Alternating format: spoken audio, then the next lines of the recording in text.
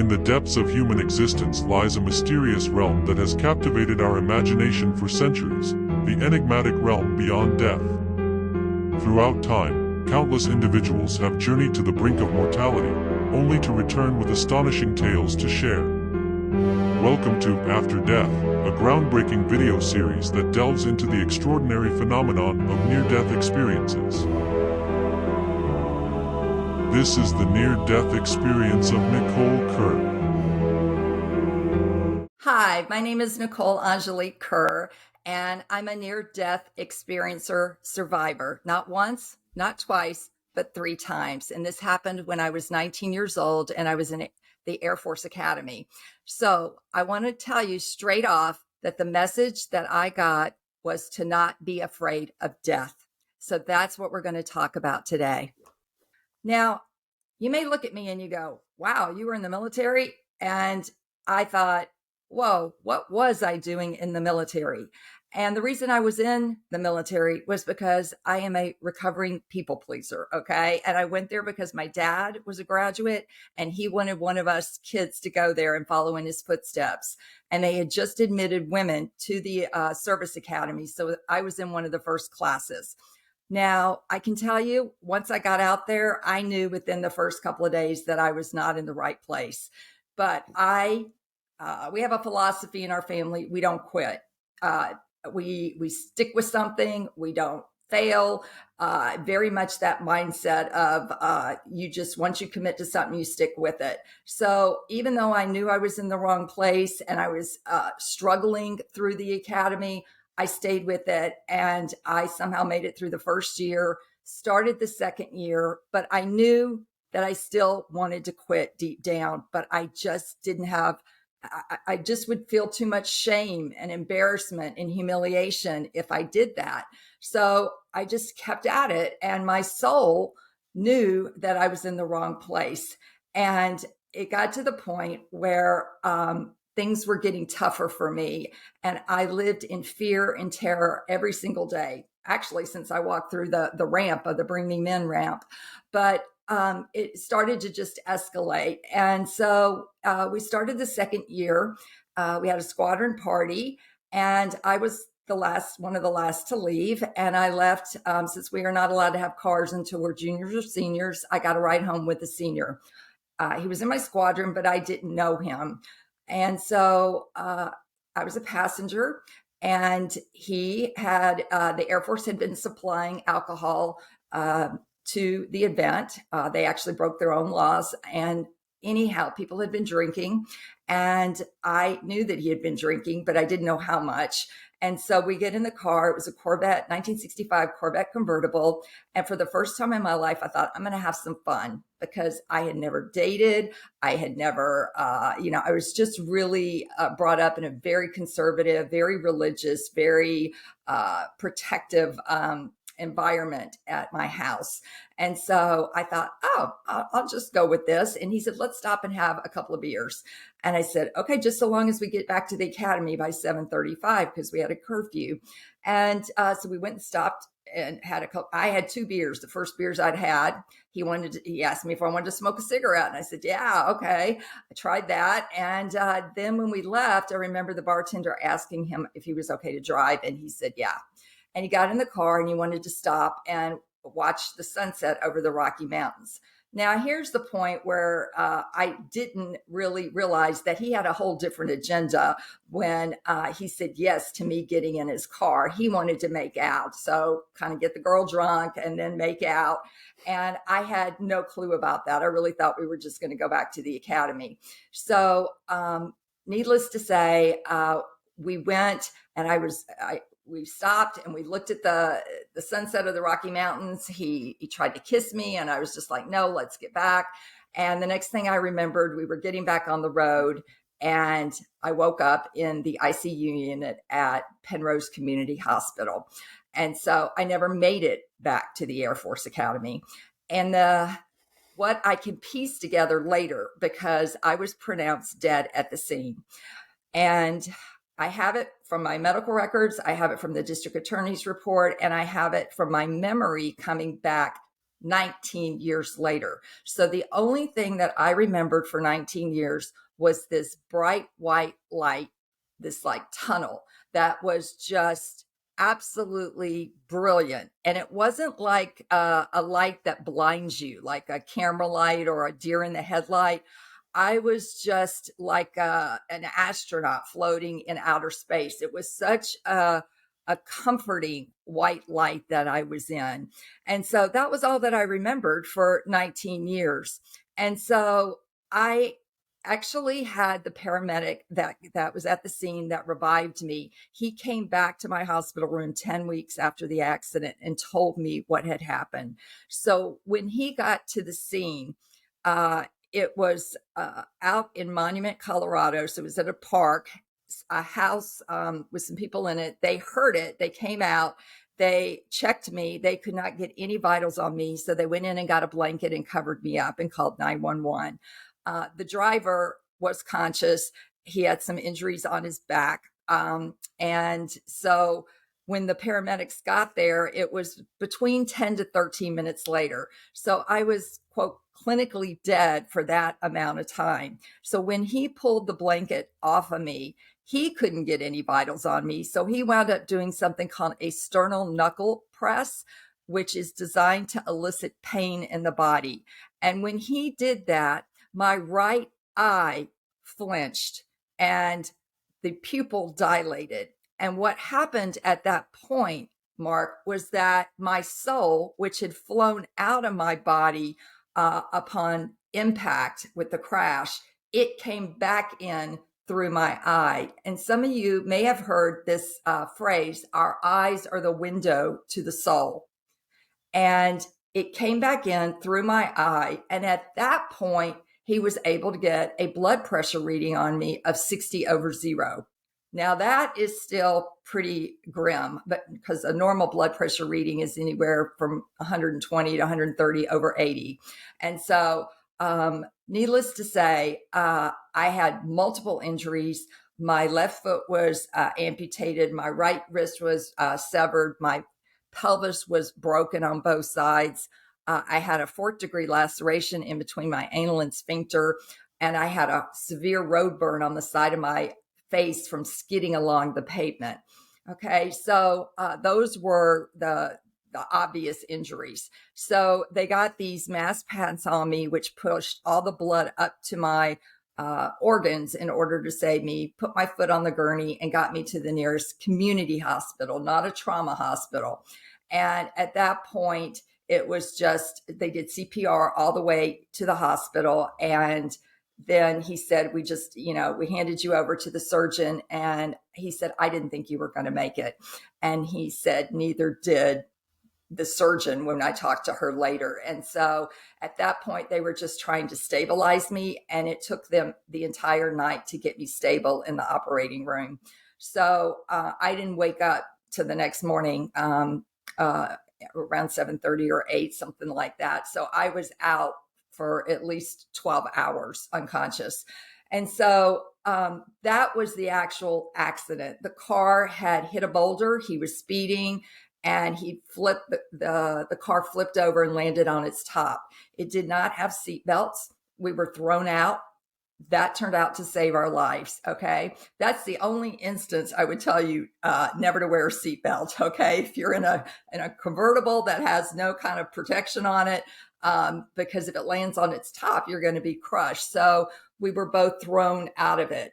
The driver later was charged by the state of Colorado with vehicular assault, DUI. He was a senior cadet. His dad wore 3 stars and worked in Washington. And I talk about it in my book, You Are Deathless, that he was still allowed to graduate from the academy. That was the deal that they made, even though any other cadet would have been kicked out on multiple violations there. So that's a whole nother story. But anyway, back to my NDE. I was in the hospital for 4 months. I was in ICU for 7 weeks.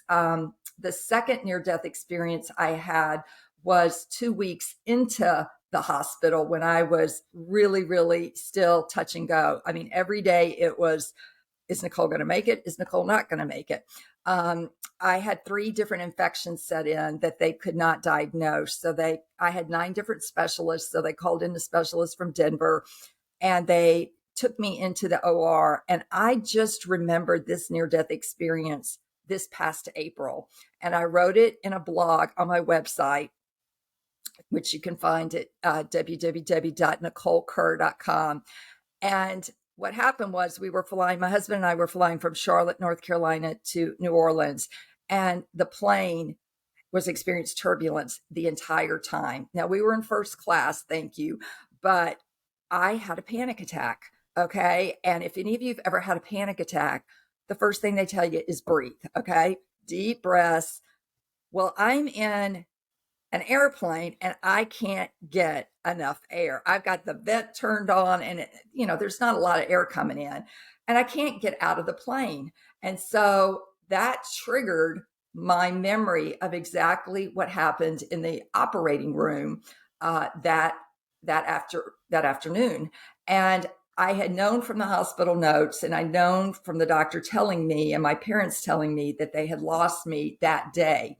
But I didn't remember actually leaving my body and wanting to go back to the other side where I had come from until that particular instance. So I want to tell people, your body. How do I want to say this? Your body keeps the score. That's a book by Dr. Bessel van der Kolk. But your body remembers things. And this is 39 years later that I actually remember all the details now of flying out of my body, my angel catching me and saying, no, Nicole, you've got to get back into your body. And me saying there's going to be too much pain, because at that point they were putting in a colostomy, which was to divert my stool. And I'm 19 years old. And of course, I'm looking at my body from being out of my body. I'm looking down on my body on the operating room table. And they did call it as death. My heart stopped for 2 full minutes and went and told my parents that I had died. I didn't make it through the operation, and to start preparing for a funeral. And then 2 minutes later, the surgical nurse runs back in the chapel and tells my parents her heart just started again. So, these are things that, okay, how does that happen? And I actually, somebody asked me to please get some cooperation from a medical team. So I wrote my surgeon, who I still stay in touch with, and I asked her, I sent her the blog and I said, can you verify this? And she said, it's accurate. So that actually did happen. She did not restart nothing. It just came back on its own. So it's kind of like how my soul entered my eye and all of a sudden my blood pressure went up. These are things beyond somebody doing it. I mean, somebody initiated that, like I call him my angel, the paramedic, but it wasn't them doing it. It was something greater than them. So I just want people to know that if you've had something happen to you where you've had an out-of-body experience or a near-death experience and you don't remember it, the body does remember it. And when you feel safe enough and when you have the proper support and resources to help you deal with it, the memory can come up. But as long as you're not feeling safe about it, and as long as you don't have a support system around you, then you're not going to risk it, because it actually can just throw you into a state of such panic and anxiety that it just overrides your nervous system, and it can cause you to have, potentially a nervous breakdown or anything like that, because it can be, in my case, so horrific what happened, and to actually remember it. So backing up to the near-death experience, my memory came back 19 years later of what actually happened. And so at that point, I had gone back to school. I had done rehab. I'd learned to walk again. They reattached my foot, which had a 5% chance of actually taking, and it did. So it's grafted together. So I'm blessed to have my foot back on, and they were able to get my wrist to about a 90% range of motion. So I did have to be cut up from here to here for that emergency surgery. But that did work to divert the stool, and it healed up that area. So I had 6 operations during that time in the hospital. And then I went home to Jackson, Mississippi, actually to recover. And I went back home in a state of infancy. So here I was, independent at 19. Now I'm back dependent on my parents again. And so that was extremely hard for me because all my friends were at college. I didn't have anybody, so became very codependent with my mother. And, I can talk about that in some other time, but I want to get back to the near-death experience when I was working at the Centers for Disease Control and Prevention, because I went into the field of nutrition because I developed an eating disorder as a result of not getting mental health help.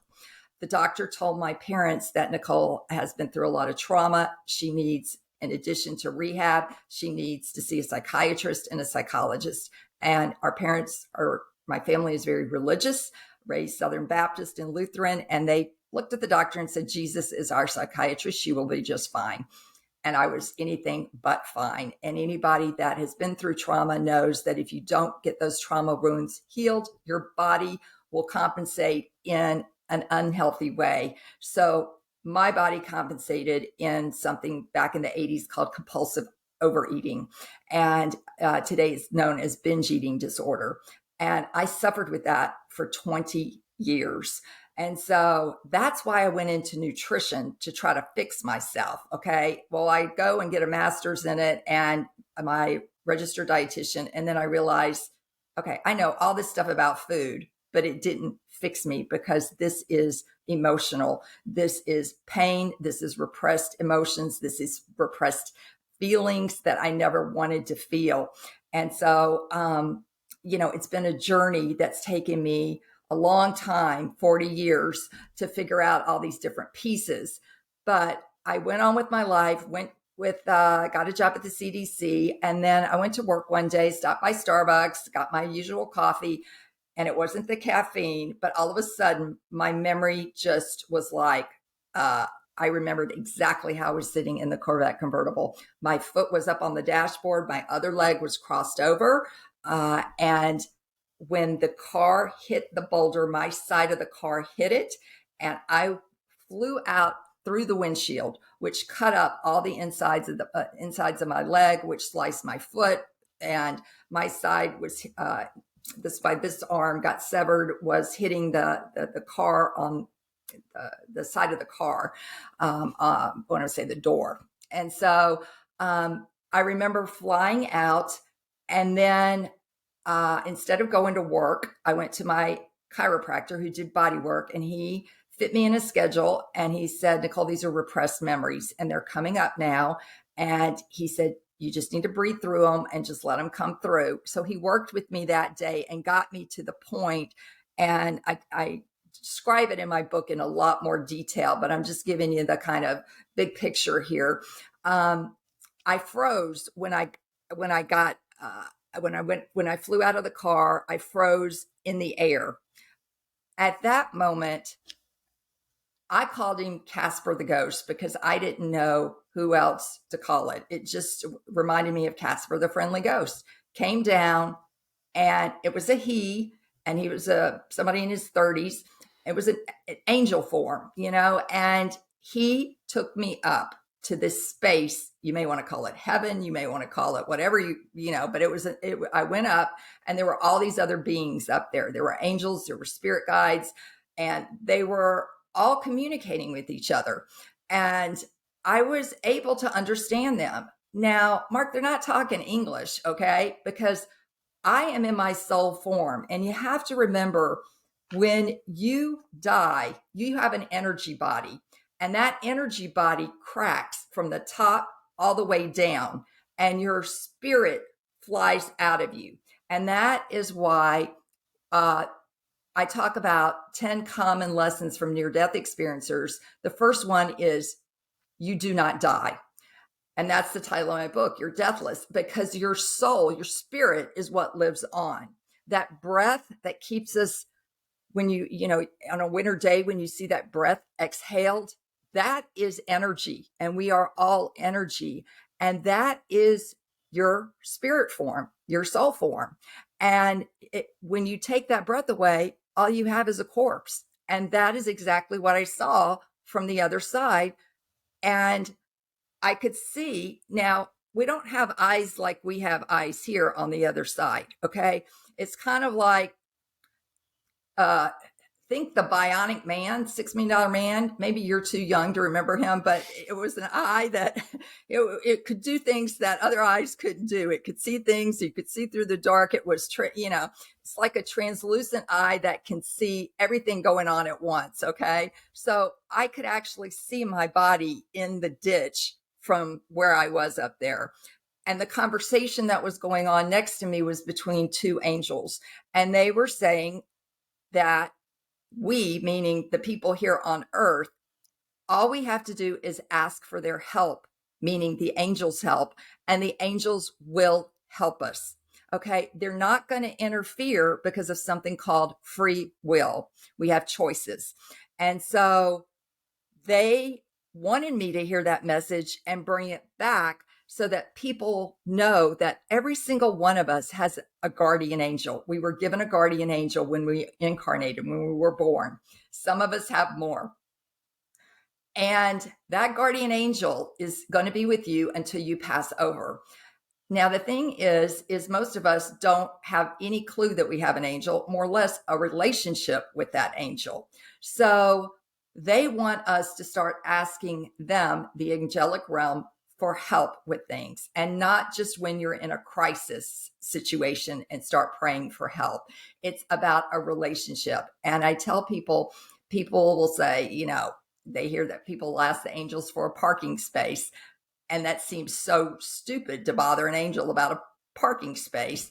But the truth is, if you ask, you're going to get a parking space. Okay. So start having these conversations and asking for help and see what happens, but suspend your disbelief and be open. It may not look the way you think it's going to look, but be open to it, because they really do want to help us. Honestly, they really, really do. So that was the first message. The second message is my angel Casper. Okay, turns out that it's my grandfather.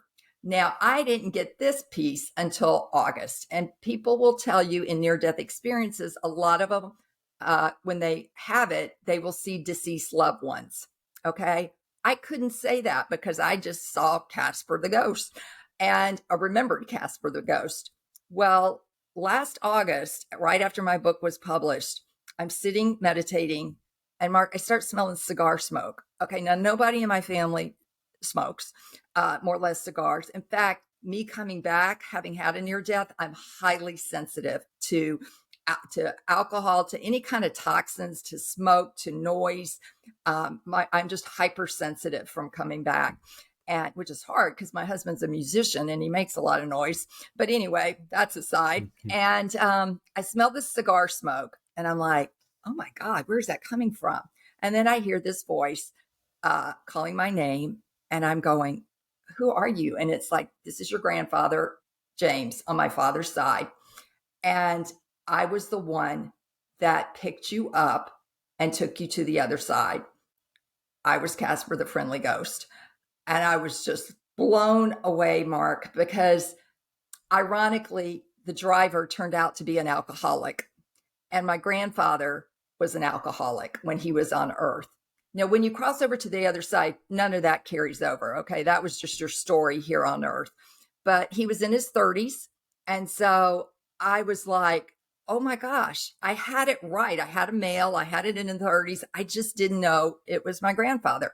And he was 58 years old when he died of a massive heart attack.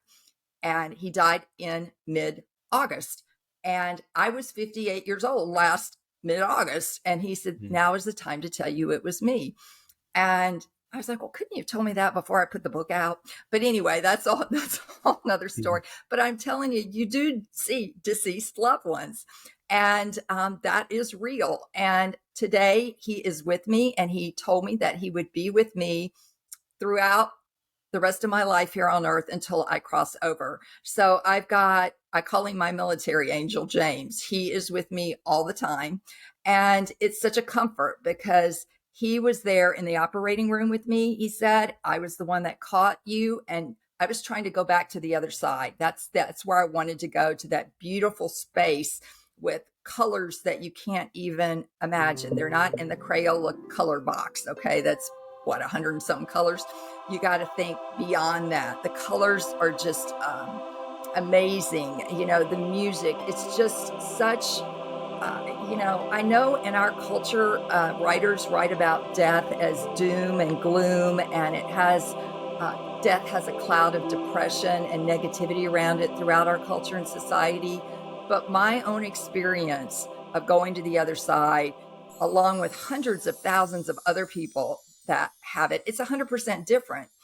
Death is this absolute beauty. I mean, beauty beyond imagination, light. This is like I was saying, that white light, loving kindness, and this natural, eternal, everlasting peace on the other side. It's just amazing. Who wants to come back? Nobody really does, knowing that there's going to be pain and suffering when you get back in that body. So anyway, Casper, now James, tells me that I'm going to be going back. And I'm like, no, I do not want to go back. I don't want to get in that body because I'm going to have a lot of limitations now. Who knows what's going to happen with me physically for the rest of my life. And I'm going to be back with parents that are very domineering, controlling, and religious. And the God that I died with, I was in complete fear of. Okay. And now I realized it was all a big lie. It was not true. It was these belief systems that were false. Okay. Because I was raised to fear God. Okay. If you didn't follow the rules, you were hell, fire, and brimstone were going to come down on you, or you'd go to hell and you'd be eternally separated. That doesn't exist. And I was like, they got it wrong. They've got it wrong. God is nothing but love. And this light energy that's just everywhere. There's nowhere that God is not. I was one with God. Everyone was one with God. It was just amazing. And so I didn't want to go back because I knew I'd be put back in that religion environment because I was so dependent on my parents. I couldn't even walk. I couldn't go to the bathroom by myself. And so it took me a year of rehab physically just to get to that point. Not to mention the mental and the spiritual pieces of that. So I didn't want to come back, and I did. And I got on with my life. And like I said, at 19, then the memories started coming back. And when I went to the chiropractor, remember, I got stuck up there. And then he told me, Nicole, that's as far as your body's going to let you go today. So don't go to work, go home, go lay down. And I went into my little guest room because it was smaller and I was just needing a sense of safety. So that night, the rest of the memory came. And what really happened was the guy was making a sexual pass at me while he was driving. And I said no. And he got really mad at me. And he speeded up the car and turned the wheel on a curve. And the car fishtailed. And so I had wondered my whole life why I was having relationship issues. And I was scared of men's anger. Now, my dad had anger, so I can understand it coming from that. But I was ultra pleasing to any of the guys that I dated. And I really just wanted long distance relationships to keep myself safe. Now that piece came up, I understood that that's what I was scared of. If I got a guy angry, my brain and my mind thought that I could be killed again. So that's the way I proceeded in life, was people please, people please, people please, so I don't get hurt, and control my environment so I don't get hurt. So, I don't want to be around people drinking. I don't want to, all these safety little constraints that I put around me to keep myself safe, which is an illusion, but I didn't know that then, so that was a huge piece for me to get, was saying no. And that's what caused the wreck. And so that is basically the story of my near-death experience. I went on to graduate from college, get an advanced degree in nutrition and public health, and went to work. And that's how I wound up at the CDC. And I will tell you, memories have been coming back in bits and pieces ever since then that helps add to the story. And that's the whole process. And I want people to know this is healing is a journey and it's not linear. Okay. It's not if you do what the doctor says, A plus B equals C. No, that does not necessarily happen that way. And you might have to try a lot of different modalities to help you, but the spiritual realm is real and it exists. And every one of us this is a shared experience, death. We're all going to experience it. We're all going to have loved ones that are going to pass away if we're not already. And the thing about death is you never know when it's going to come. I certainly did not think I was going to die at 19 years old. Absolutely no way I was even thinking about that. I was just more scared of passing my electrical engineering exam the next day. And that never happened. And so it to me has been, I've gone from a near-death experience to a spiritually transformative experience. It set me on a course to break away from the closed, insular,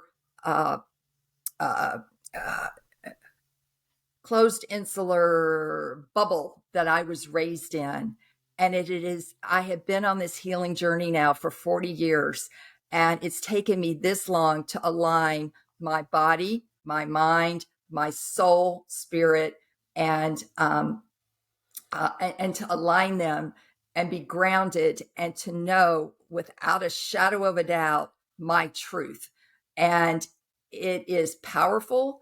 And when we pass, when we transition, we live on, our soul lives on. So it's so important not to fear death. And so many religions instill fear in us and there's so many things going on in our country now that has us in fear, that in fear, you lose your clarity. Okay. And in fear, you're living out of that amygdala, that fight, flight, freeze part of you. You're not making decisions out of your prefrontal cortex, that part of your brain that has your executive thinking. So when you're in fear, you're not going to make the best decisions for you. And that is the part that we have to really start working on in our lives and addressing these limiting belief systems.